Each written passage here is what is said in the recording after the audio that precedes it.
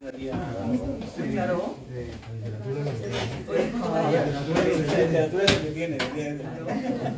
Bueno, buenas tardes a todos. Muchísimas gracias por vuestra paciencia, por acompañarnos en esta tarde que para mí es más especial que a vosotros, siento deciros. Ha costado un poco por los compromisos de Daniel y de David. Y yo tengo que decir que a los que no conozcáis a Daniel, os vais a enamorar de él desde hoy para siempre jamás. Porque, como decía David, el guapo, pero creo que ligue tanto como tú. Tiempo al tiempo. En el prólogo dice del prólogo de este libro, que por cierto, que es el libro al que venimos a festejar hoy. Yo soy librera, ahora saco mi parte de librera. En el prólogo, David dice que Daniel, el que es joven toda la vida, ¿no? También lo decía Picasso. Yo creo que Daniel va a ser joven toda la vida. Y además lo vais a descubrir ahora porque tiene una vitalidad, una curiosidad, unas ganas de saber, de aprender, de descubrir que es alucinante, ¿no? Entonces, yo muy agradecida porque yo le adopté como hermano pequeño en el primer encuentro que tuvimos en Amapolas en octubre y todavía estoy esperando la invitación de Navidad, espero que llegue algún día.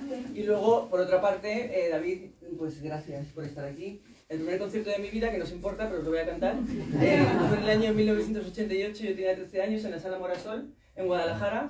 La primera canción pues era Esta noche y mi hermano que vive en Dubái está muerto de la envidia ahora mismo de estar aquí porque para nosotros y para muchos de vosotros eres parte de todo, de mi vida, de mi infancia. Hemos ido, creo que no sé, un día lo contamos, más de 30 conciertos.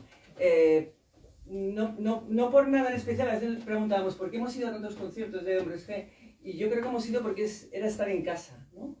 Entonces era muy bonito porque hemos ido a conciertos en esos que no había, parece mentira, pero había poca gente. Era estar en casa, estar en nuestro sitio y cantar las canciones como en el salón de casa, ¿no? Entonces era algo muy especial. Así que es algo parecido a lo que le pasa quizá a Daniel con los Beatles, ¿no? Que son esos lugares que en la música, gracias a ella, bendita sea, y casi todo empieza con un acorde, con una palabra, pues nos hace muchas mejores personas, ¿no? Yo creo que un día como hoy sois muy afortunados por estar aquí.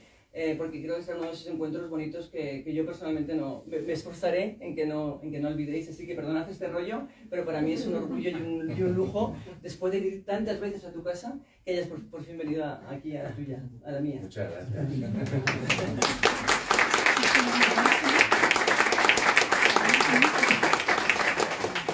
Bueno, buenas tardes a todos. Muchas gracias por venir, los que estáis aquí, que lleváis un rato, que yo venía antes a dejar las cosas y estabais aquí esperando. Muchas gracias a Laura, a Sara, al equipo de la librería Amapolas, que ya sabéis que es uno de los lugares más mágicos y especiales de Madrid, ¿no?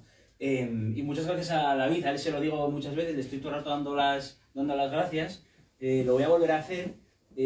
Os contaré que cómo conocí a David.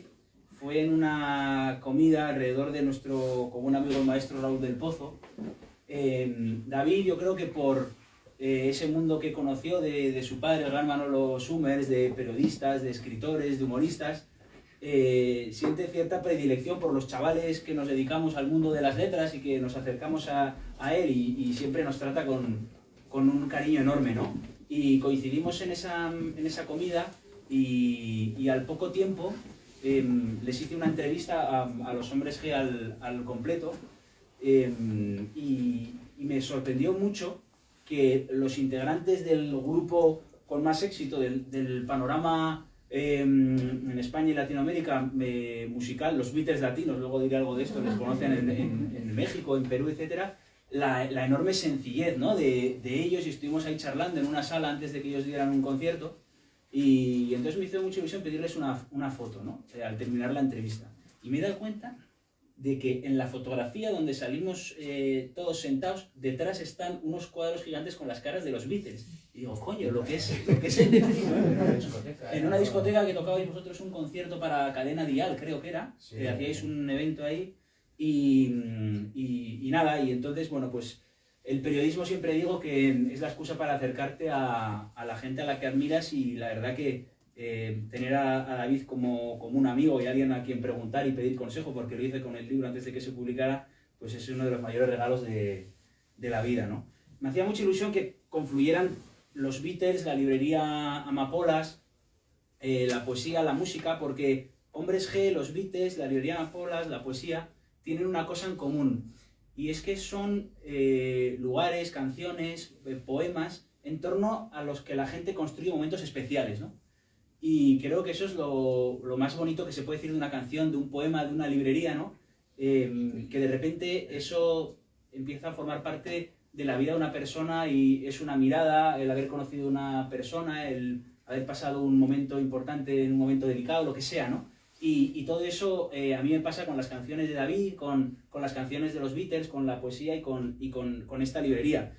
Solo diré que la librería Amapolas en Octubre, como sabéis, fue antes una novela, que era Amapolas en Octubre, que escribió Laura. Luego esa novela se hizo realidad, se convirtió en esta librería, y entonces quienes vamos pasando por aquí nos vamos convirtiendo en los personajes de esa novela, que es una novela en marcha, ¿no? Y bueno, ahora solo diré del libro, antes de empezar el diálogo con David, que el libro son trocitos de vida, son instantes muy concretos, que lo más bonito que ocurre cuando la gente lee el libro es que me dice, no, pues eso también me ha pasado a mí, ¿no? Son escenas muy cotidianas, muy concretas, y cada uno de los poemas, que es un instante concreto, guarda una relación con una canción de los Beatles, ¿no? Con la canción de los Beatles, que a mí me recuerda ese momento. La relación entre el libro y David empieza cuando él está en México, otra vez prueba de su generosidad. Yo le escribo, sin recordar que ese día llegaban a México, y él, estando allí, la noche antes de un concierto, me dice, oye, leo el libro cuando pueda y te digo algo. Y el tío me manda un texto súper bonito, para mí muy emocionante, que se convierte en el prólogo a la tercera edición, ¿no? Entonces, bueno, David, si quieres, di tú unas palabras sobre el libro y luego ya empezamos a charlar por donde la conversación nos lleve. Bueno, a mí el libro me gustó muchísimo porque me di cuenta de que, como cuento un poco en el prólogo, ¿no?, del libro, ¿no?, de que un escritor como tú, un chaval como tú, que tienes, que eres muchísimo más joven que yo, que podrías incluso ser hijo mío, tuviste las mismas sensaciones y los Beatles te influyeron de la misma manera que me pasó a mí cuando era un chavalín en los años 70 y empecé a descubrir a los Beatles por primera vez, ¿no?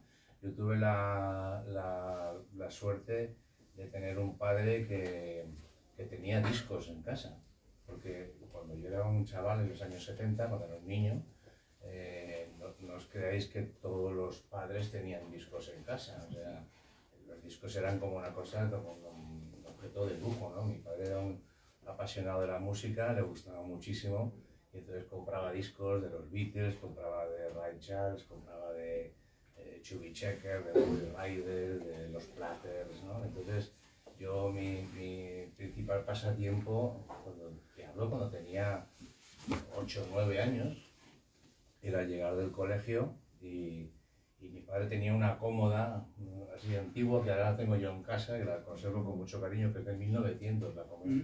Entonces dentro de la cómoda abrías unas puertas así que había abajo y tenía todos los discos aquí. Y tenía carpetas de esas que había para meter los singles, ¿no? Y todos los LPs que tenía ahí. Entonces yo sacaba discos y tal. Y un día saqué el disco de los Beatles de Oldies But Goldies, que era una recopilación muy difícil de encontrar, que yo la tengo en casa ahora. Me la trajo mi hermano el otro día. Y entonces ese disco, yo veía las portadas, ¿no? Veía y por las portadas me atraían los discos, ¿no? Bueno, era un niño pequeño, ¿no? Entonces saqué ese disco de los Beatles y lo puse y de alguna manera me transformaron completamente, ¿no? Mi padre estaba dibujando, en casa estaba siempre dibujando sus chistes y tal, y yo era un niño pequeño de papá, ponme un disco y tal. Mi padre estaba hasta los huevos de mí, ¿no? Y ya un día me dice, mira, te voy a enseñar cómo se ponen los discos y tal para que me dejes en paz. Y coge el disco y me dice, mira, coge el disco de los Beatles, Oldies But Goldies. Mira, abres aquí, era un tocadiscos Vector Dual, los que seáis más viejos los recordaréis, unos cacharros así, levantaba una tapa de plástico y dice, mira, pones el disco aquí, lo dejas caer, le das aquí el botón Start, cae, pum, y ahora va, pum, y cae, y tú no toques nada. Entonces puso el disco y empezó a sonar y yo me quedé ahí, y empecé a escuchar a los Beatles y de alguna manera empecé a sentirme de otra manera, empecé como a sentirme joven, ¿no? Empecé como a sentirme que había dejado una etapa de mi vida atrás, la etapa de niño, y me estaba convirtiendo en otra cosa, ¿no? Me estaba convirtiendo en esa persona que quiere ya dejar de ser niño para ser joven, ¿no? Y los Beatles me transmitían esa sensación de decir, hostia, de rebeldía, no sé cómo explicártelo, ¿no? De ilusión, de cambiar de etapa, ¿no? Sí, lo que cuentas en el prólogo que te asaltaban esas sensaciones, ¿no? Claro, cuando leí tu libro, me di cuenta de que tú, que eres 30 años más joven que yo, sentiste lo mismo. Y me di cuenta de que hay ciertos artistas como los Beatles y perdón por la inmodestia, como los Hombres G, también, que hacen canciones que consiguen llegar a generaciones, que consiguen mantenerse, digamos, no envejecer nunca, ¿no? Es el sueño que todos tenemos, todos quisiéramos no envejecer nunca. Y la música puede llegar, las canciones buenas y bonitas pueden conseguir el milagro de nunca envejecer, ¿no? Y el otro día estuvimos viendo tú y yo a Paul McCartney, un tipo con 82 años, y todavía consigue sacarnos las lágrimas, tío, y tocar canciones de los Beatles y hacernos sentir y tener esas mismas sensaciones que tuvimos pues cuando teníamos yo 12 años en el año 74 y tú también 12 años cuando, pues, no sé en qué año sería. Fíjate que en el concierto de Paul McCartney, que te escribí corriendo, a ver qué te ha parecido y tal, yo tuve una sensación muy parecida a la que tuve la última vez que os vi en directo a vosotros, que fue en el Wizzing, que estaba el Wizzing lleno, y tuve la sensación de que era tan importante lo que pasaba fuera del escenario que lo que pasaba en el escenario, me explico. O sea, a mí lo que más me impresionó del concierto de McCartney y de Hombres G fueron esas familias en las que estaba el abuelo, el padre y el hijo, ¿no? Las tres generaciones que iban al concierto juntas, ¿no? Y entonces había unas canciones en el escenario, pero yo, tanto en un concierto como en otro, miraba la cara de la gente, porque lo que estaba pasando no era esa canción en el escenario que se estaba interpretando ahí el día tal de marzo de 2024 o 25, ¿no? Lo que estaba pasando era que había gente que estaba reviviendo los momentos más importantes de su vida, y eso es acojonante, ¿no? Empieza el libro con una frase de Gabriel García Márquez. Gabriel García Márquez escribió un obituario impresionante cuando mataron a John Lennon, y dijo que los Beatles son el único recuerdo seguro que un hombre comparte con sus hijos, ¿no? Es decir, tú lo apuntabas ahora, ¿no? O sea, tú con tus hijos compartes algunas cosas, pero también hay muchas cosas que no compartes. Ellos son de otra galaxia, con las tecnologías, con otras cosas, y seguro que hay muchas cosas que tú y yo no compartimos, de maneras de, no sé, de mirar la vida, o de somos de generaciones distintas. Pero los Beatles significan lo mismo para unos y para otros, ¿no? Y eso es lo que representaba Gabriel García Márquez con ese obituario impresionante. Te apunto una cosa a santo lo que estás diciendo. Cuando mis hijos, Daniel y Lucía, que tengo mellizos, cumplieron creo que 10, 11 años, salió el primer iPod, el iPod pequeñito este, sí. Y tal. Y entonces yo de regalo de Navidad les compré un iPod a cada uno. A Lucía le compré uno rosa y a Daniel uno azul. Y me tomé el trabajo de llenarlo de música. Hacerles una selección, ¿no? De la mejor música. Yo tenía en casa cerca de 4.000 CDs, o sea, he sido un tarado siempre comprando discos. Y ahora estoy con los vinilos otra vez, lo que enloquecido. Pobre Chris, te van a echar de casa al final, teniéndolo digitalizado, joder. No, que nada que ver. Nada que ver. O sea, escuchar un vinilo no tiene nada que ver a escuchar Spotify y todo eso comprimido. Sí.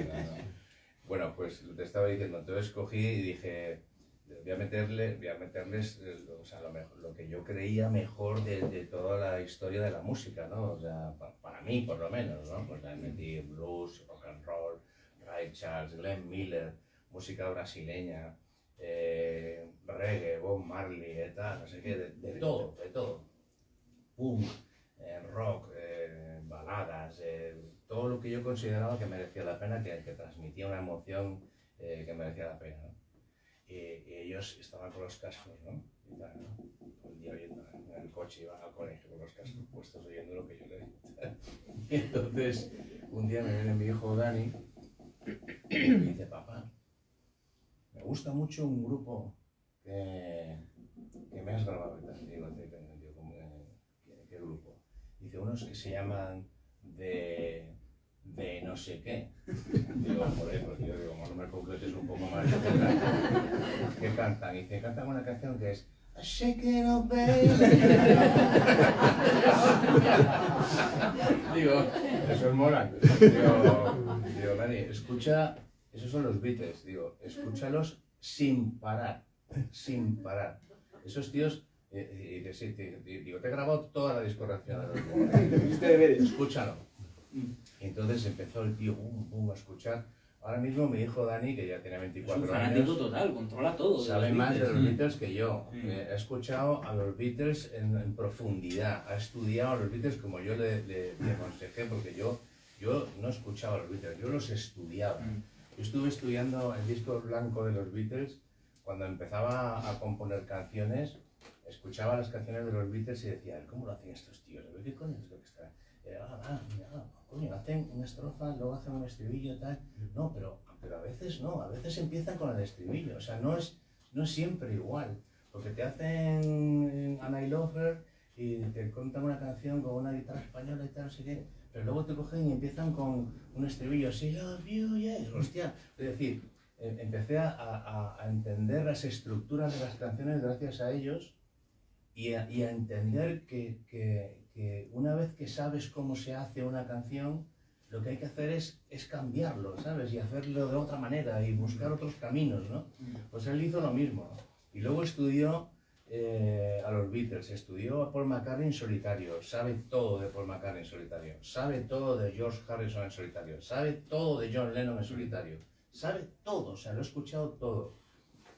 Hasta los discos de Ringo, que son... Oye,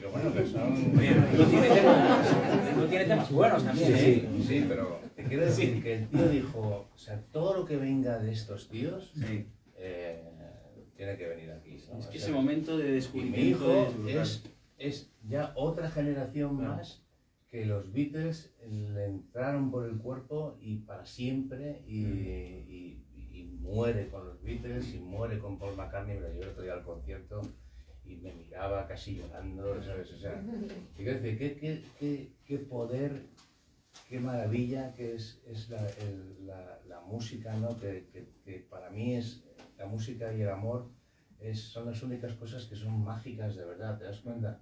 Y en el caso de la buena música, como la música de los Beatles, es eterna, como en el caso del amor, que cuando es de verdad también es eterno, ¿no? Ese descubrimiento es impresionante. Yo, si os parece, en vez de contarlo, el momento de descubrir a los Beatles, hay un poema que empieza el libro con eso, que describe ese momento, ¿no? Que en el caso de su hijo Dani fue con los auriculares, con el iPod, en el caso de David fue con el tocadiscos. Yo, como soy una generación intermedia, fue con el compact disc, que era entre el iPod y el esto. Y entonces tengo el recuerdo de que mi padre, nosotros somos 4 hermanos, y entonces cuando se quedaba solo con nosotros no sabía qué coño hacer ya para entretenernos, ¿no? Entonces le gusta mucho la música y entonces cogía el recopilatorio azul de los Beatles, lo ponía y entonces nosotros corríamos alrededor de una mesa de cristal que había en el salón. Hoy supongo que a un padre, por dejar correr a los niños alrededor de una mesa de cristal, lo meten en la cárcel, ¿no? Pero nosotros hacíamos eso, ¿no? Y entonces yo empiezo el libro con un poema que se titula Empezar a empezar, que está relacionado con la canción de Obladi Oblada, que es una canción, por algunos adeptos de los Beatles, muy criticada, ¿no? Me dicen que no, esto es una basura y tal y cual. Y es una maravilla, sobre todo es una canción maravillosa para enseñar a un niño qué son los Beatles, ¿no? Porque es una canción que se la pones a un niño y a los 5 minutos ya se la sabe y está tarareando el estribillo, ¿no? Entonces el poema se titula Empezar a empezar y habla de ese instante que en vez de contároslo, pues os lo cuento, os lo leo con el poema, ¿no? Cada poema tiene un título, después está entre paréntesis el título de la canción de los Beatles y luego hay una frase en cursiva de la canción de los Beatles introduciendo el poema. Fíjate, la viola es de las, digamos, de mis primeros recuerdos Claro, de los Beatles. a mí es el primero, sí. De las primeras canciones que me llamaron la atención de los Beatles. Claro, tienen Creo una... que a lo mejor a los niños Claro. nos entraba mucho más fácil. Claro. Entonces hay un momento de la canción precisamente que dice: en un par de años han construido un hogar muy dulce, con los niños corriendo en el patio, todos cantando Bladío Bladá, ¿no? Eso dice la canción de los Beatles en un momento y el poema dice así: después de cenar, mamá nos reunía a los 4. ¿El zumo, colado o sin colar? Es la primera decisión que recuerdo. Lo queríamos colado. Sí, mamá, colado, pese al desperdicio de tanta vitamina. Con las manos en la encimera, de puntillas, aprendimos a equivocarnos. Luego vino el color de las zapatillas, fútbol o baloncesto. Después el inmenso mar de la bermuda al pantalón. Llegó el mando de la tele, los despeinados con gomina. Hasta elegimos los amigos. Ella me gusta porque fuma y falta a clase. Intento fumar, pero me atraganto. Toso y ella se va.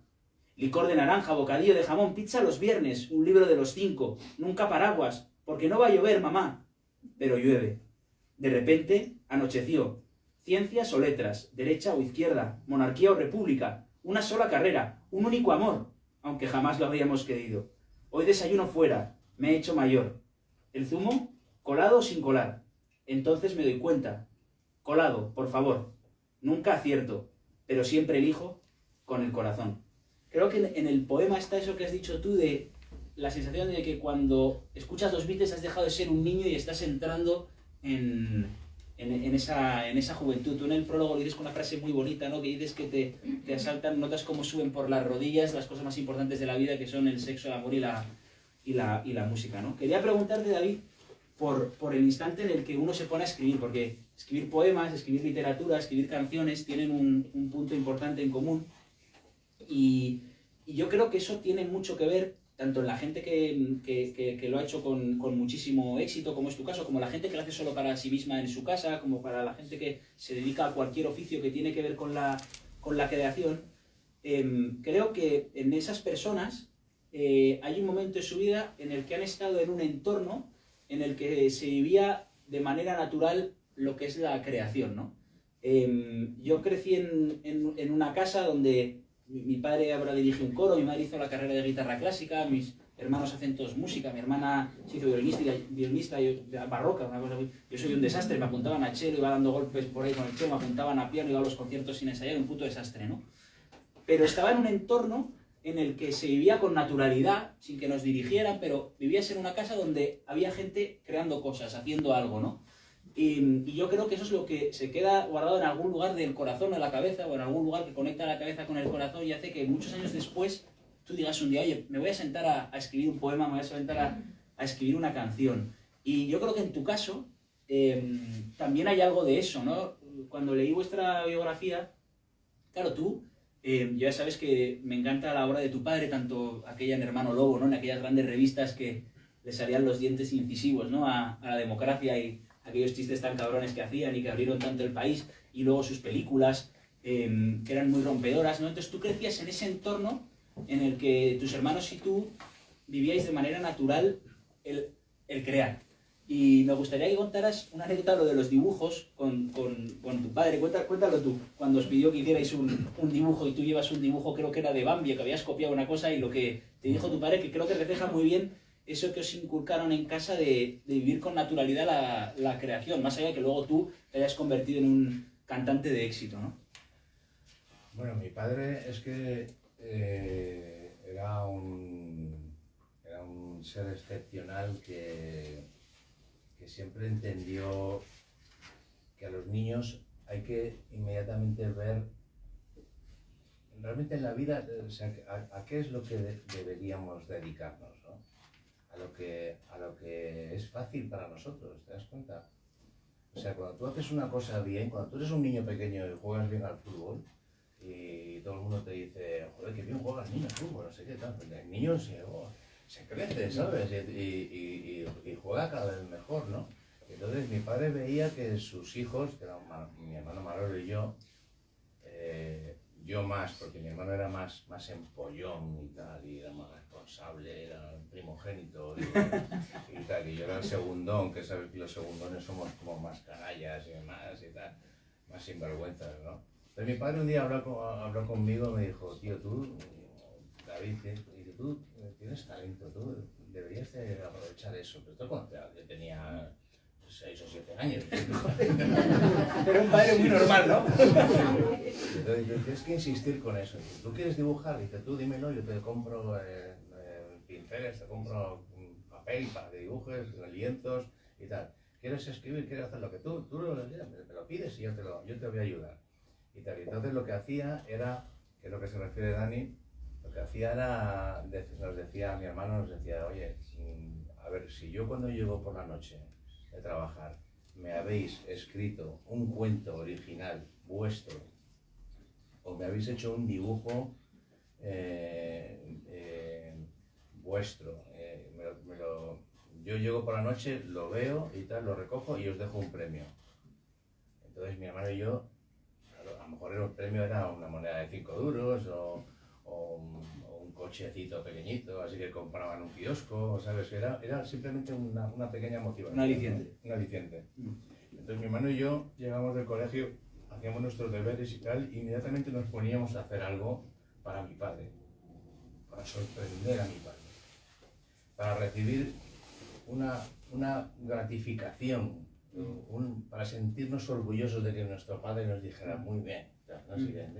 Y entonces hacíamos cuentos. Yo me acuerdo que escribía un cuento que se llamaba El hombre que echaba fuego por la boca, ¿no? Era un tío que hablaba y echaba fuego por la boca, entonces no podía hablar con nadie porque quemaba a todo el mundo, ¿no? Esos veo muchos en el Congreso ahora, los veo. Entonces a mi padre le gustaba mucho, eran las cosas surrealistas, así y tal, ¿no?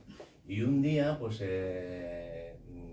pinté un Bambi de Walt Disney, además lo hice a cuadrícula, así cojonudo, de puta madre, para que me saliera perfecto, ¿no? Y tal.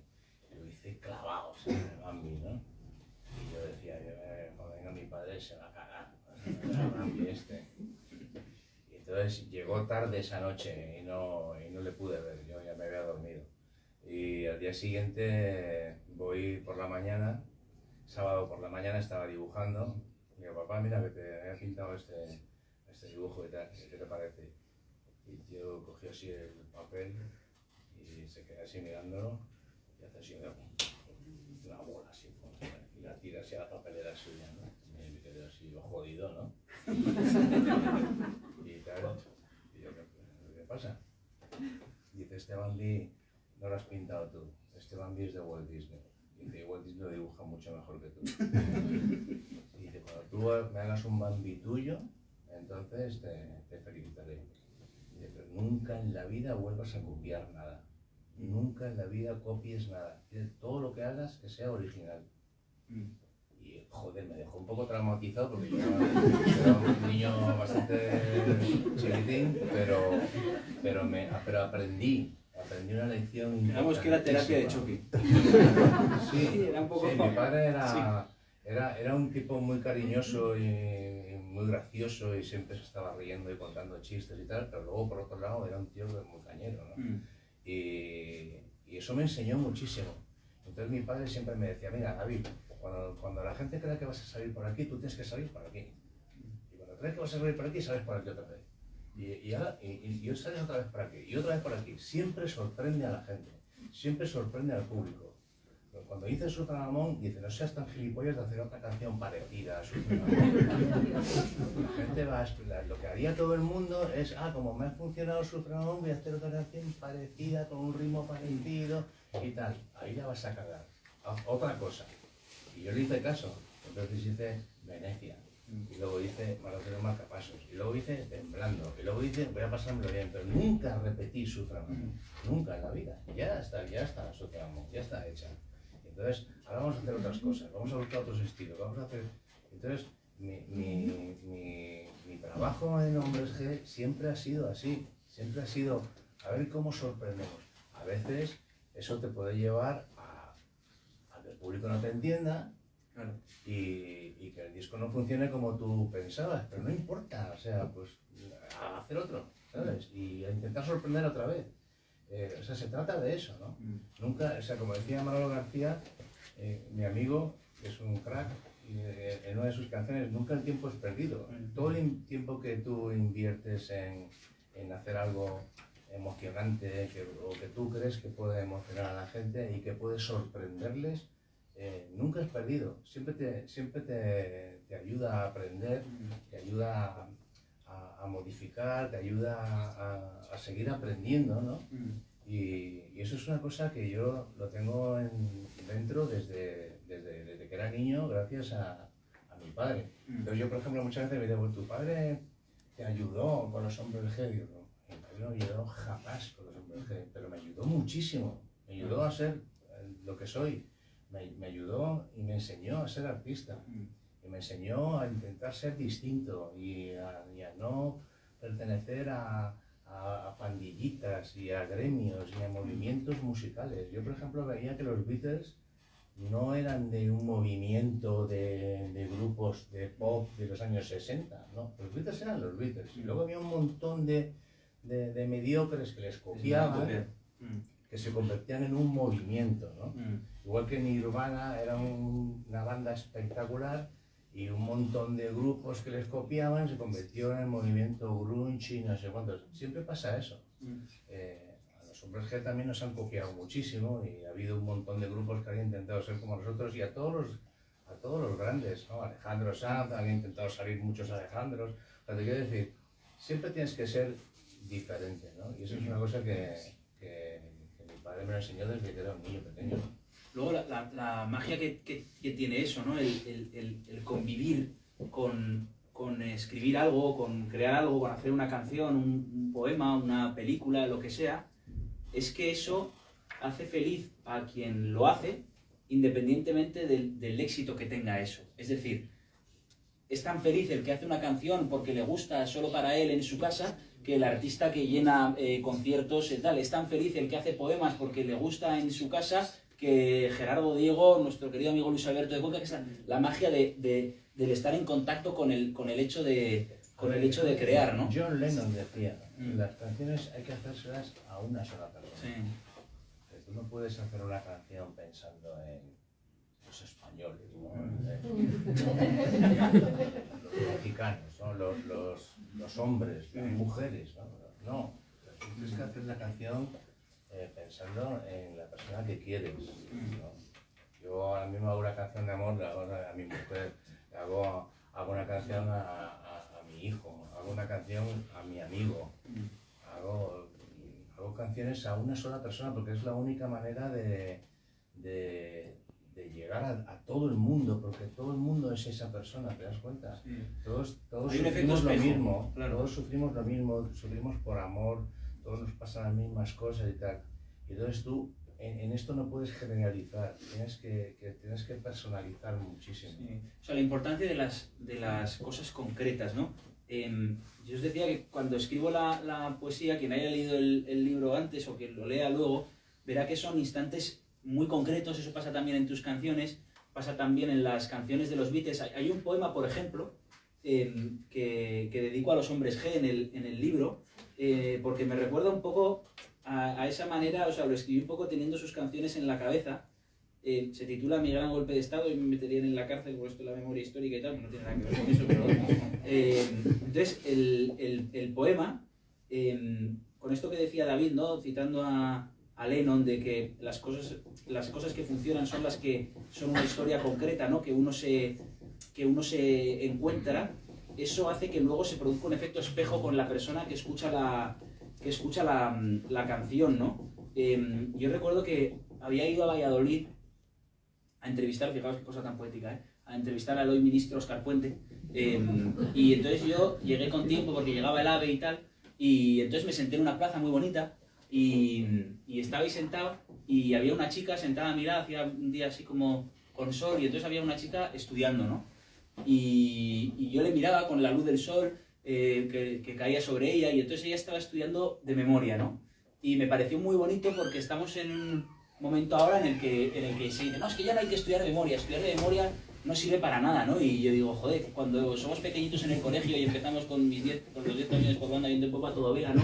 Los poemas que memorizamos y tal, yo creo que eso es, aparte de ser precioso, es muy importante, ¿no? Y entonces escribí un poema muy concreto, eso que decías de Lennon, de hay que escribirse a alguien.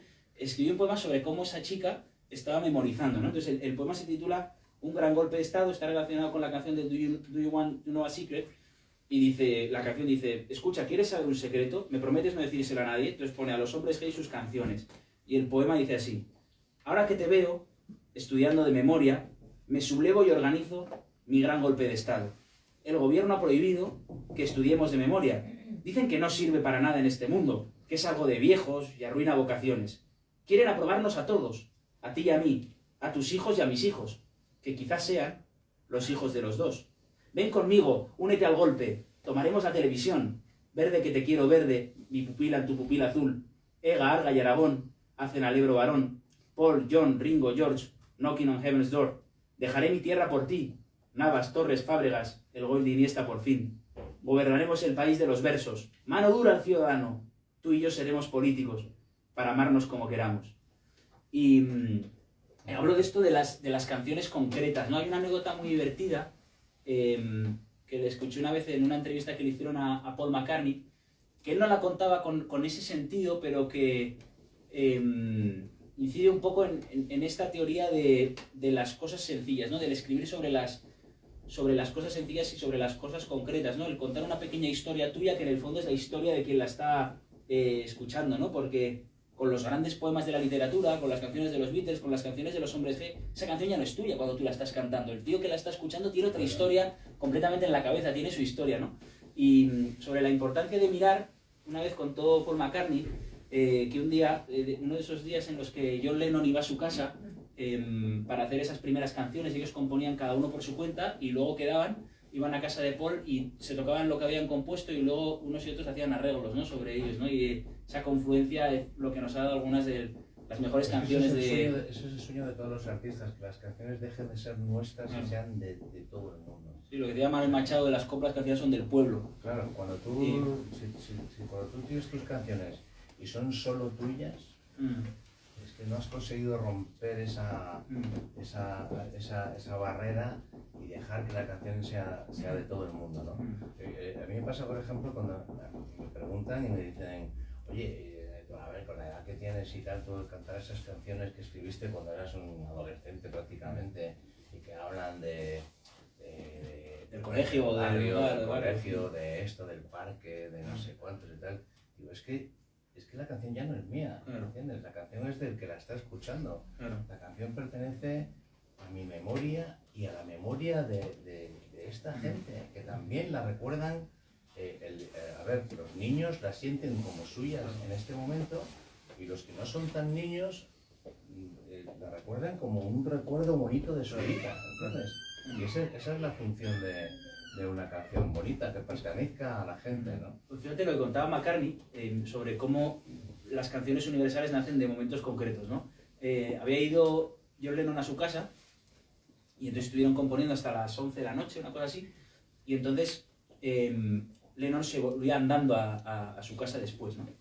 Y entonces iba Lennon por la calle, por a su casa, y al día siguiente vuelven a quedar y le dice a McCartney, oye, Paul, y dice, joder, no te lo vas a creer lo que me pasó ayer cuando me fui de aquí y me volví andando a casa. Y dice, ¿es qué? Dice, en la calle tal, en la avenida, eran las 11:30 de la noche, una cosa así, estaba lloviendo, hacía un frío de cojones y había una familia jugando a las cartas. Entonces el tío ya estaba, que de ahí podían hacer una canción, no, joder, coño, ¿qué coño hacen en Liverpool? Menos 3 grados, unos tíos ahí jugando a las cartas a las 11:30 de la noche, esto es muy raro y tal, ¿no? Entonces, claro, McCartney dice, oye, me voy a ir yo a ver eso. Eso es increíble, ¿no? Me voy a ir a verlo, las cosas concretas, ¿no? La inspiración está en las cosas concretas. Entonces va McCartney al día siguiente, hace el mismo paseo que Lennon por la noche, vuelven a quedar y le dice, oye, John, ¿tú cuando vas andando por la calle, cuando sales de mi casa, tú llevas las gafas? Y le dice, no llevo las gafas. ¿Por? Y dice, John, no era una familia jugando a las cartas, era un Belén. O sea, era el puto portal de Belén, era Navidad, y entonces estaba la madre, el niño y tal, claro, todos sentados así como alrededor, y Lennon pues desde la acera de enfrente se paró y dijo, coño, está jugando a las cartas por ahí, y me parece una anécdota muy divertida que refleja muy bien lo bonito de esta historia, es la inquietud que tuvieron los dos para ir a ver ese instante, ¿no? Para decir, igual ahí hay una canción. Siempre todas las canciones de los Beatles hablan de las cosas que estaban más cerca de ellos, pues hablan de Penny Lane, de no sé qué, del barrio suyo, hablan de poner incluso nombres y apellidos a cosas muy concretas, hablan de Michel, hablan de personas que ellos conocieron personalmente, hacen lo que te estaba diciendo, hablan de lo que está más cerca. Realmente, como decía Henry Miller, todos tenemos derecho a escribir sobre nuestra propia vida y nada más, ¿entiendes? Porque realmente es lo que tú conoces de verdad y es de lo que puedes hablar con propiedad, ¿no? Y ellos hacían un poco eso. ¿Conoces la historia de ellos de cuando estaban haciendo She Love You, ¿no? Eso sí, ¿no? No, cuenta. Lo ha contado Paul McCartney muchas veces. Estaban con John Lennon y él haciendo She Love You. Y She Love You, yeah, yeah. Y estaba el padre de Paul McCartney en otra habitación. Y entonces dijo, John, vamos a enseñar la canción a tu padre. Y entonces se fueron allá a ver al padre que estaba ahí sentado leyendo el periódico. Y dijo, va, tenemos que cantar una canción que acabamos de hacer John y yo. Y empieza a cantarla. Love you, yeah, yeah, yeah. Y acaba la canción y el padre dijo, es muy bonita. Y dice, pero os voy a pedir una cosa. ¿No podríais decir en vez de She Love You, yeah, She Love You, yes, yes, yes? ¿No crees que hay demasiados americanismos? Lo he contado por siempre muchas veces. Muy gracioso, tío, que componían allí en el cuarto de baño de casa de Paul, ¿no? Oye, hay una cosa en vuestras canciones, en las de los Beatles, hay una cosa que yo intento cuando escribo la poesía, que es apuntar a la luz, ¿no? En el sentido de que se pueden hacer canciones sobre la ruptura, el desamor, un instante jodido, se van a hacer poemas sobre eso, pero en los Beatles, en vuestras canciones, yo he intentado hacer eso en el libro, se pueden contar también esas cosas apuntando a la luz, ¿no? O sea, siempre hay un halo de optimismo en eso, ¿no? Hay un poema en el libro, un día, ¿sabes? Las cosas concretas, estaba en un bar con una amiga de Pamplona y entonces cuando cerraban los bares y volvíamos andando a casa, Pamplona, la ventaja que tienes es que te vas andando a casa, no es como aquí, ahora que te he hecho comerte el atasco, y entonces íbamos andando a casa y entonces siempre hacíamos un juego y era que cuando amanecía nos preguntábamos, si pudieras volver atrás, ¿a qué época del planeta irías? ¿Irías al Imperio Romano? ¿Irías a la antigua Grecia? No sé, ¿irías a la Belle Époque? ¿A dónde irías, no? Y fantaseamos por eso porque nos gusta mucho una película de Woody Allen, Midnight in Paris, ¿no? De ese escritor que está atascado con su novela y va a París y acaba cumpliendo su sueño, ¿no? Es que pasa el carruaje y acaba encontrándose con los autores de la generación perdida, ¿no? Y entonces hay un poema que habla de eso, que creo que refleja no sé si lo voy a encontrar. Y claro, yo siempre leo libros de otros, claro, nunca leo un libro. Entonces, a ver si consigo encontrarlo. Pero es un poema que refleja eso, ¿no? El querer quedarte en el tiempo presente, el querer mirar la vida con optimismo y entonces hice ese poema porque creo que es algo que está en vuestras canciones, ¿no? Vosotros habéis hecho muchas canciones también de desamor, pero siempre está eso, ¿no? O en los Beatles, cuando hay canciones de desamor, tienen esa... Ya lo voy a encontrar, ¿eh? Tienen también esa sensación, ¿no? Mira, aquí está. Se titula Nuestro tiempo, está relacionado con Let It Be, y la frase con la que empieza el poema, a modo de prólogo, es la de los Beatles, dice: en mis horas de oscuridad, ella está justo frente a mí, con sus palabras sabias, diciéndome que lo deje ser, que lo deje estar. El poema dice: me abrazaste en mitad de la noche, como siempre que el sol acecha. Cerca, al oído, me dijiste: esta vez sí, vamos, corre.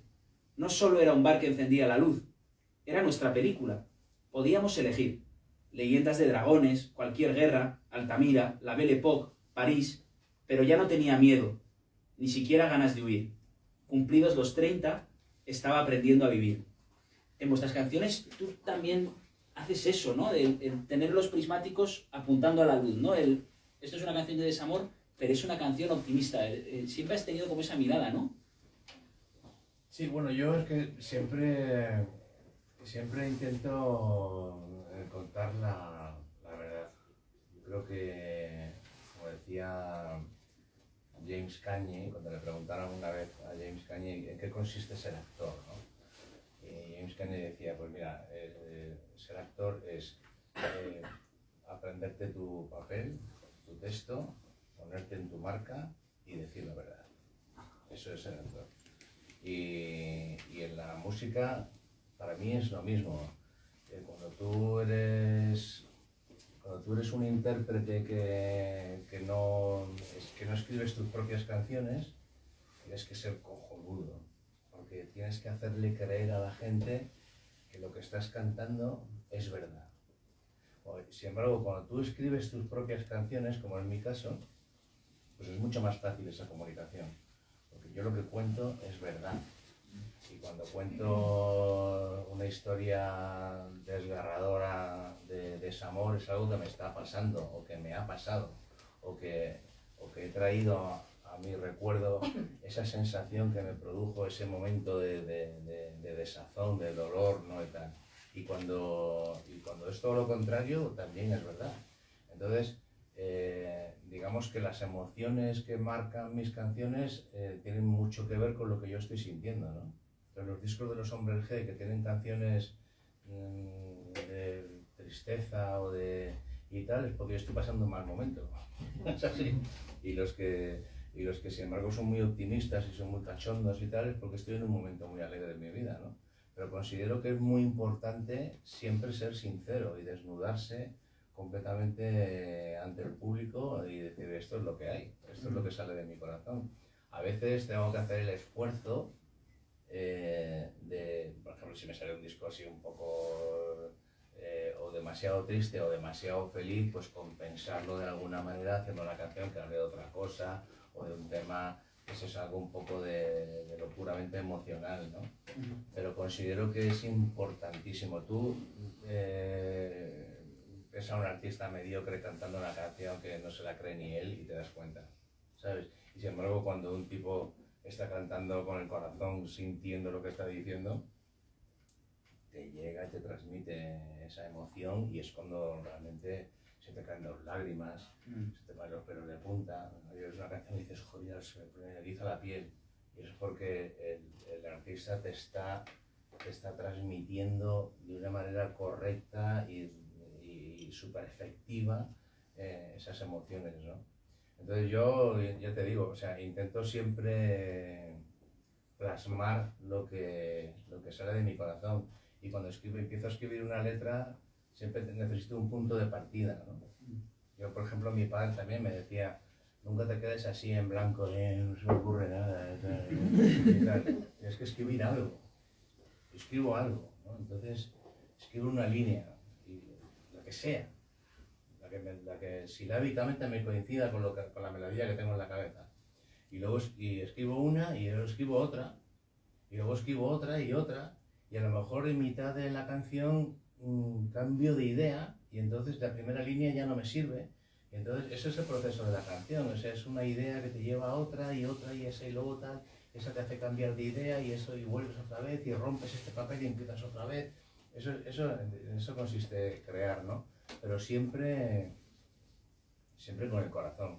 Cuando yo escribí Temblando, por ejemplo, acababa de tener una bronca con que era mi novia en ese momento y una bronca por teléfono, ¿no? Hostia, ¿no? Entonces colgué el teléfono y estaba con una mala hostia, una sensación horrible y me miré la mano y estaba así temblando, ¿no? Entonces cogí y puse Temblando. Bendita bronca, estarás agradecido. Sí, una canción preciosa. Estaba los ojos cerrados. Muy bonita. Es que el cielo está nublado porque estaba en Londres y el cielo estaba nublado, ¿no? El cielo está nublado. Lejos tú, a lo lejos, porque estaba hablando por teléfono, hablando de lo que te ha pasado, de no sé qué tal. Y empezó a escribir todo lo que me está pasando de verdad. Cuando escribí La Bomba Fétida, empieza la canción y dice, era un día de abril, estaba lloviendo, el cielo era una nube gris de nuevo. Era la verdad. O sea, siempre, Cuando escribiste Matar a Castro no estabas llegando a Castro. Yo te imagino un comando llegando a La Habana. Me refiero a que siempre cuando no sé de qué escribir, pues miro a mi alrededor y veo lo que veo o lo que veo en mi corazón y simplemente lo pongo en el papel, ¿no? Mira, por ejemplo, cuando dice Lo Noto, que es una canción así muy y tal, aprendí mucho. Estaba en Colombia y estaba hablando con una chica, una periodista en Colombia, haciendo una entrevista, y me dijo, ¿sabes qué? Esta canción me llama mucho la atención porque aquí en Colombia esto no lo diría nunca una mujer, ¿sabes? Lo que tú escribes, ¿no? Lo noto, sé que nos pasa algo, hay mal rollito entre los dos, así que tal. O sea, ese rollo de que el hombre esté preocupado por lo que nos está pasando y tenemos que hablar y porque no sé qué, por no sé cuánto que está pasando. Dice, eso aquí un hombre no lo haría nunca. Dice, aquí los hombres son mucho más, somos como más pasotas, somos como más tarugos, ¿no? Y de esto lo diría una mujer. Esa sensibilidad que tú tienes escribiendo es la sensibilidad de una mujer. Y eso me enseñó siempre, a partir de ahí, a ponerme en el lugar de las mujeres al escribir, ¿no? Y cuando quiero escribir algo cargado de sensibilidad, pienso, ¿qué es lo que a una mujer le gustaría escuchar de mí? ¿Sabes? ¿Qué es lo que me haría entrar en su corazón? ¿Sabes? Entonces hago ese ejercicio un poco de ponerme en el lado femenino. Y todas esas cosas que se aprenden viendo la reacción de la gente al recibir tus canciones, ¿no? Hagamos, antes de llegar al final, una reivindicación del amor, porque escribir ahora sobre el amor se está convirtiendo casi en algo contracultural, ¿no? Y yo recuerdo un día, cuando conocí a Jesús Quintero, que ha sido una de las personas que más me ha impactado. Él ya estaba muy mal, de hecho murió poco tiempo después, y yo diría que fue uno de sus últimos viajes a Madrid. Y entonces lo convencí para que fuéramos juntos al Café Gijón, que había sido el lugar de sus grandes tertulias. Y recuerdo que bajamos a la catacumba de abajo, la gente que estaba en el Gijón lo miraba, me hizo mucha gracia porque una mujer dijo, Jesús ha resucitado. y entonces me acuerdo que él me contaba eso, ¿no? Antes lo has dicho tú también, ¿no? De que el amor es una de las cosas más importantes de la vida, ¿no? O sea, hay gente que cree en Dios, hay gente que no cree en Dios, cada uno tiene sus creencias, ¿no? Pero el amor es lo único que permanece, ¿no? Hay una canción preciosa de Silvio Rodríguez al final de este viaje en la vida, que dice que al final de este viaje en la vida lo único que damos somos nosotros como sábanas blancas tendidas al sol después del amor, ¿no? Y el amor es eso que nos conecta con la trascendencia. Si tú tienes amor, lo tienes todo, y si no lo tienes, no tienes nada. ¿Te das cuenta? O sea, por mucho que tengas, muchos bienes materiales, o tengas una casa muy bonita y un coche cojonudo y tal, pero si realmente no tienes amor en tu corazón, no tienes a nadie a quien amar, no tienes a nadie que te ame, que te cuide, y tú a quien cuidar, realmente no tienes nada en la vida, porque todo lo que tienes es como perecedero, todo es intercambiable, todo es, o sea, sin embargo el amor es algo que, lo que te decía antes, el amor y la música son cosas que son como mágicas, ¿no? Que se salen un poco de tu propio entendimiento, que no puedes controlar, ¿no? Con tu raciocinio, ¿no? Entonces me decía Quintero que una de las últimas veces que entrevistó a mi actual jefe, a Pedro J, estaban ahí sentados y tal, y le dice, ¿hace cuánto que tu periódico no publica una carta de amor? Hostia, el tío se quedó, no sabía qué decir. Y era verdad, ¿no? Y entonces me pareció muy bonito esa reivindicación indirecta que hacía Quintero con esa pregunta, ¿no? De reivindicar las cartas de amor, los poemas de amor, las canciones de amor. Y otro día, Luis Marianson, que es el tipo que más ha estudiado la poesía de amor, tiene la antología canónica, digamos, de los mejores poemas de amor de la historia, la hizo él, ¿no? Y me explicaba un día que los poetas orientales, ¿no? Que poco los que... En mi vida nadie con más memoria. No, recita de María de memoria impresionante. Y él me decía que ya los poetas orientales, ¿no? Escribían que el amor era lo que estaba ya antes del cosmos, ¿no? Decían los poetas orientales que un amor verdadero estaba ya escrito antes de que se creara el mundo, y entonces me pareció como muy bonito, ¿no? Entonces yo, en el libro hay muchos poemas de amor que le he escrito a Teresa, a mi mujer. Tú has hecho muchísimas canciones de amor, y bueno, lo quería poner en la conversación como eso, como una reivindicación del amor, que a veces se ve como algo cursi, que por ser cursi desaparece, ¿no? de las grandes tribunas mediáticas, literarias, etcétera, pero que en el fondo es la cosa más importante y bonita de la vida, y que hay que reivindicarlo, ¿no? Porque tú puedes escribir de amor siempre todo lo que quieras, porque el amor siempre es como tú lo ves. O sea, tú, por ejemplo, escribes sobre política o sobre un tema, sobre lo que sea, y siempre hay alguien que puede estar de acuerdo o no está de acuerdo y tal. Pero cuando tú escribes de amor, o una canción de amor, nadie te puede decir, eso no es así. Pero, así es como yo lo veo, es como yo lo siento, y cada uno lo siente como es. Entonces es un tema universal que nos atañe a todos, ¿no? Que los que tenemos amor somos unos afortunados, y los que no lo tienen son unos desafortunados, ¿no? Entonces, y lo persiguen, ¿no? De alguna manera, ¿no? A mí me da mucha tristeza, por ejemplo, o por lo menos tener la sensación de que la gente joven no valora tanto el amor como nosotros, ¿no? Que somos de otra generación, ¿no? Cuando realmente es lo más importante que puedas tener en la vida, ¿no? Por eso no te cansas nunca de hacer canciones de amor, y no te cansas nunca de intentar hacer felices a las personas, ¿no? Yo por eso me siento un privilegiado de tener el trabajo más bonito del mundo, que es el mismo que tenían los Beatles, ¿no? Que es el hacer felices a las personas, ¿no? O sea, tú sales a un escenario y ves a miles de personas mirándote, sonriendo y cantando contigo, ¿no? Y les ves tan felices que te transmiten esa felicidad, ¿no? Y todo está súper feliz, o sea ¿qué trabajo hay comparable a eso, ¿no? Por eso cuando estoy de gira realmente no me siento que estoy trabajando, o sea, estoy como al revés, disfrutando de unas maravillosas vacaciones inigualables, ¿no?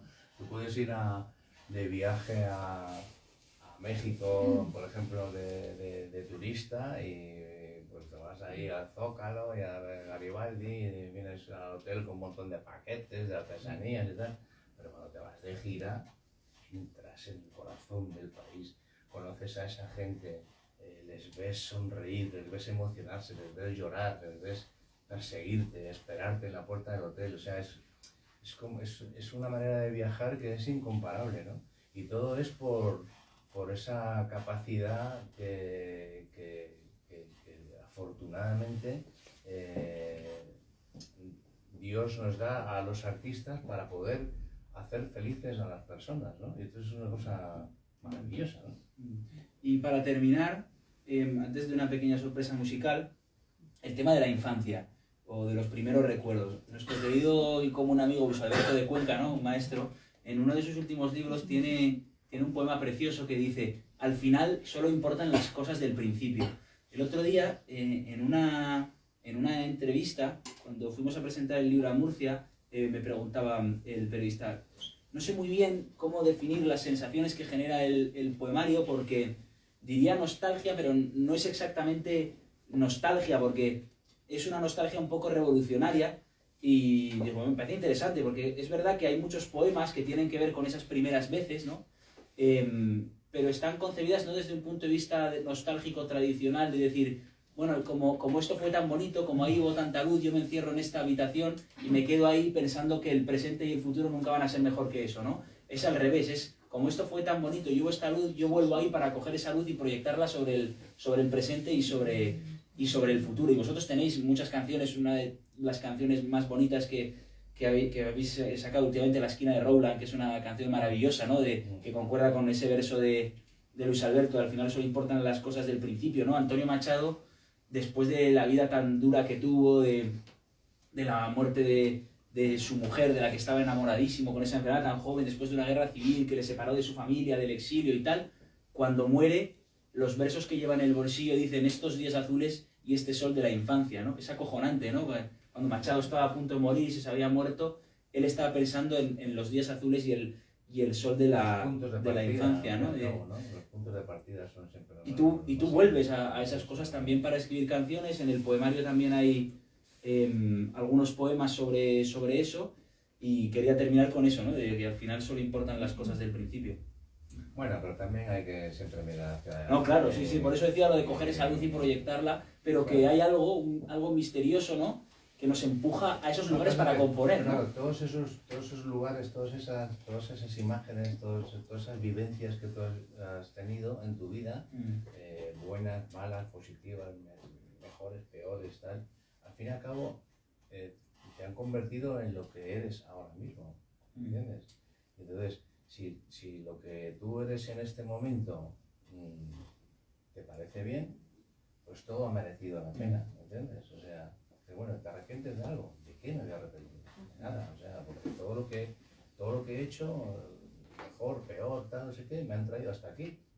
Y en este momento mi vida me gusta, me siento satisfecho, agradecido, y al fin y al cabo, pues todo ese camino merece la pena, ¿no?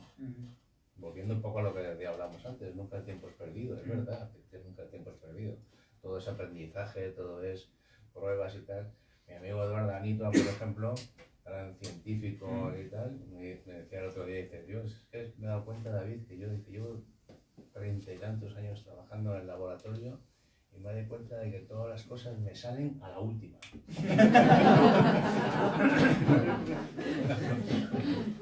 Está bien eso. Se trata de insistir, intentar mejorar, no solo como artista, sino como persona, como todo, intentar siempre dar la mejor versión de que puedes dar en este momento, ¿no? Bueno, pues ahora para terminar, una pequeña sorpresa musical. Ha venido conmigo mi hermano Alberto, también fanático de los Beatles. Entonces vamos a hacer una especie de recital. Hemos elegido algunos poemas para combinar música y el recital del poema. Pues si quieres hacer los coros, David, o cantar. A ver, voy a cambiar de sitio para ponerme a su lado para enseñarle la partitura.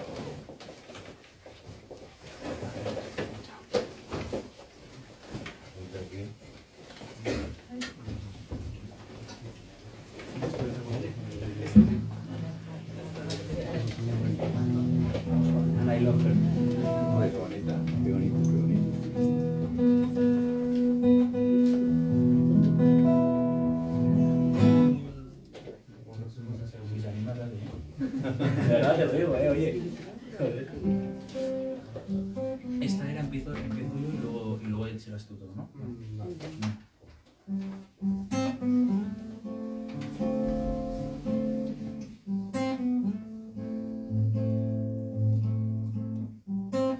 Te has llevado mi sangre en una servilleta. Mi sangre te da miedo y persigues cada una de sus gotas. La tuya no te importa. Como mucho, levantas la cabeza y te tapas la nariz. Ven aquí, ven que te mire. Me repites todas las semanas en el ruido de tu alegría. Ven aquí, déjame ver. Me repites todas las semanas con un beso en la frente. Tanto iba el cántaro a la frente que se rompió y me hizo una herida. Ven, mírame.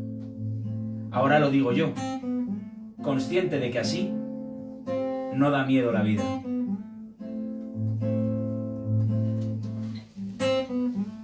I'll give her all my love, that's all I do.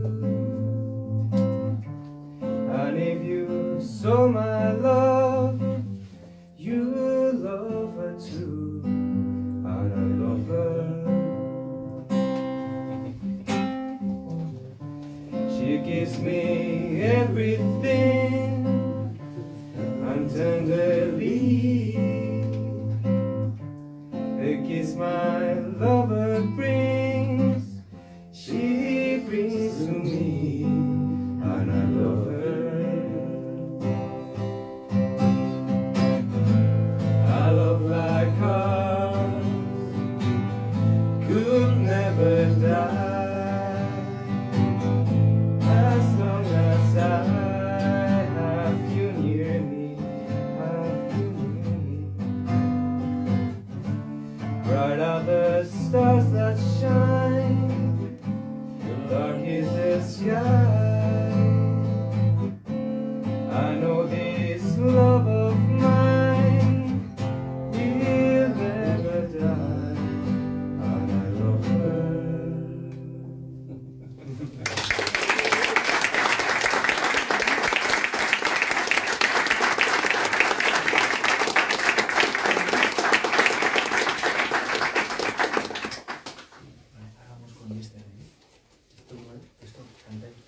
cantas o cantáis una estrofa para empezar, luego yo hago 2 párrafos, luego una estrofa tú, luego 3 párrafos y luego el Pues estribillo. tú me miras como te haré.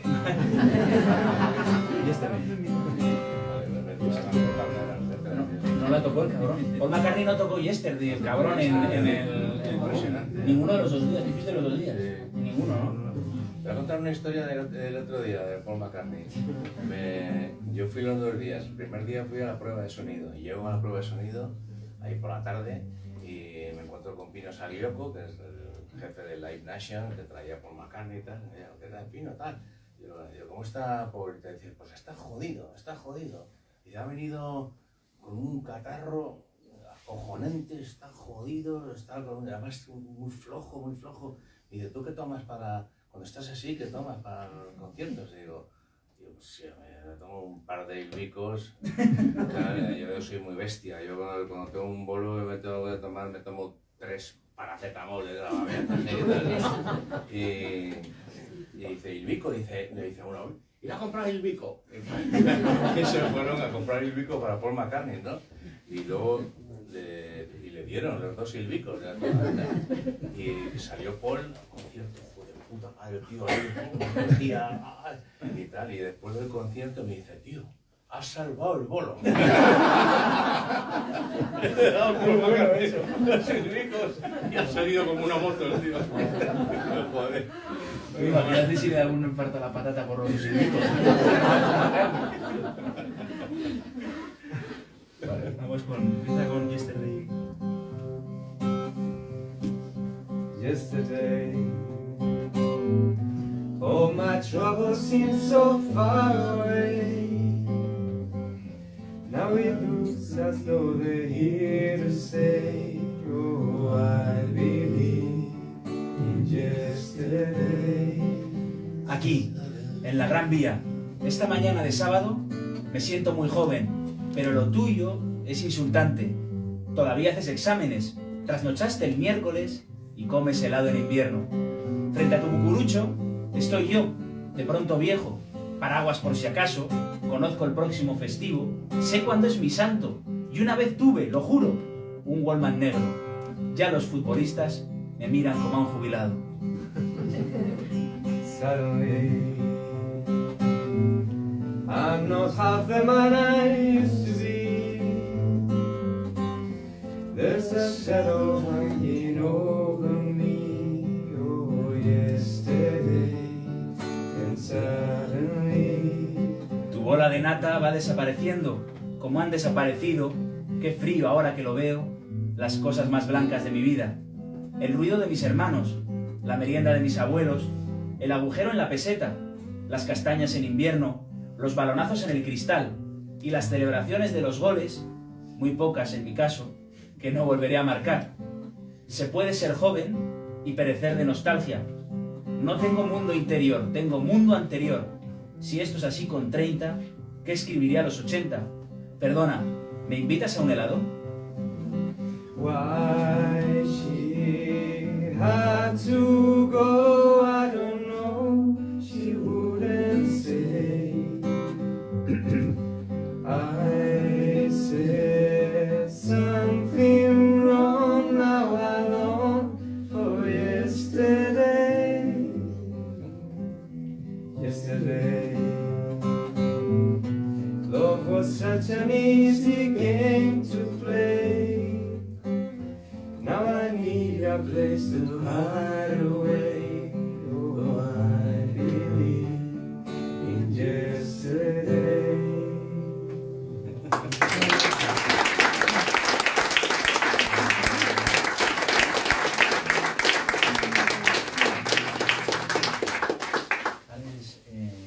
Al Just in a Face.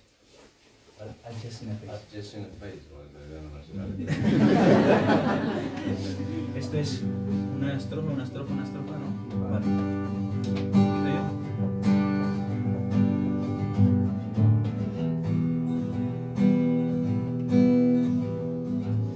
Cuando te conocí, no te traje nada bueno. Bajaste del 9 al 7, cenabas menos en casa y llegabas despeinada. I've just seen her face, I can't forget the time or place where we just said she's just a girl for me. and I want the world to see with me.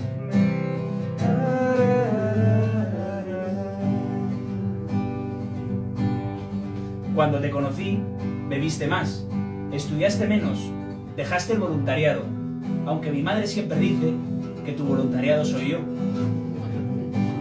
Had it been another day, I might have looked the other way, and I'd have never been away. But as it is, I dream of her tonight. Da, da, da, da, da, da. Cuando te conocí, fue una catástrofe. Pisaste bares de suelo pegajoso, insultaste a un pobre árbitro, nos fugamos de clase en invierno para conquistar San Sebastián. Falling, yes, I'm falling, and she keeps calling me back again. Falling, yes, I'm falling, and she keeps calling me back again.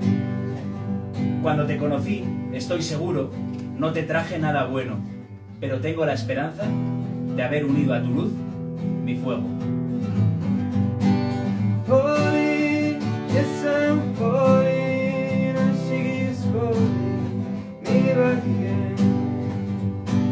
Falling, yes, I'm falling, and she keeps calling me back again.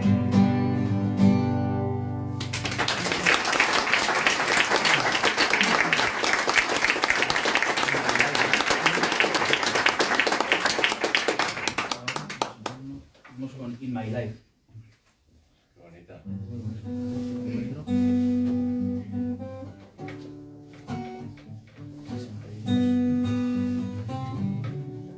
Aquí leo yo el poema entero y luego ya cantas, ¿no? Vale. Vale.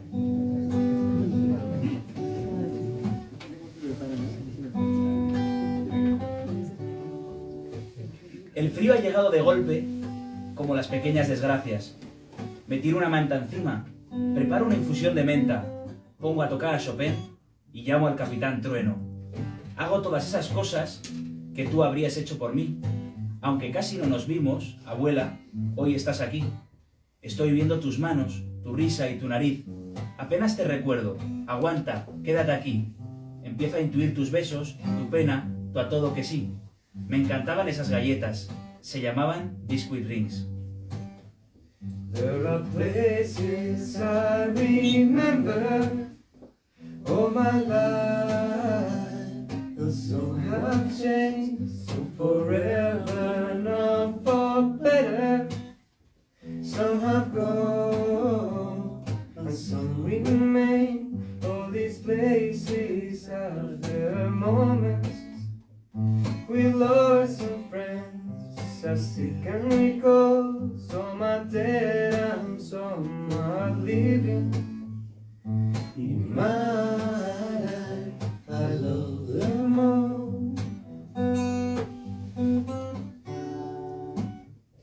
But of all these friends and lovers, there is no one compares with you. And these memories lose their meaning when I think of love as something new. Though I know I'll never lose affection for people and things that went before. I know I'll often stop and think about them. In my life, I love you more.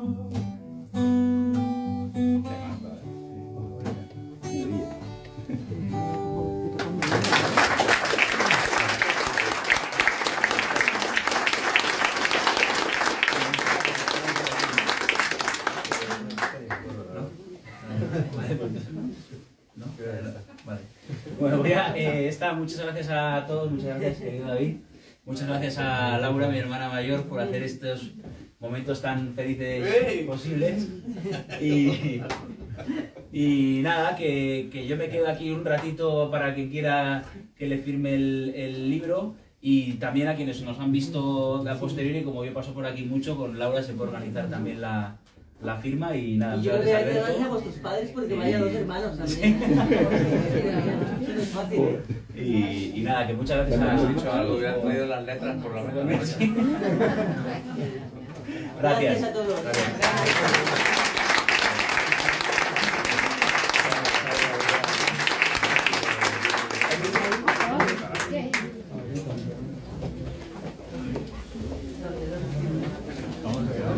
Sí, gracias.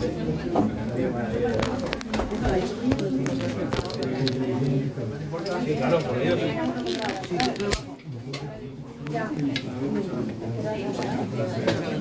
Ay, perdóname, te lo bajo, no te preocupes. Claro, pero díselo tú. Ah, vale.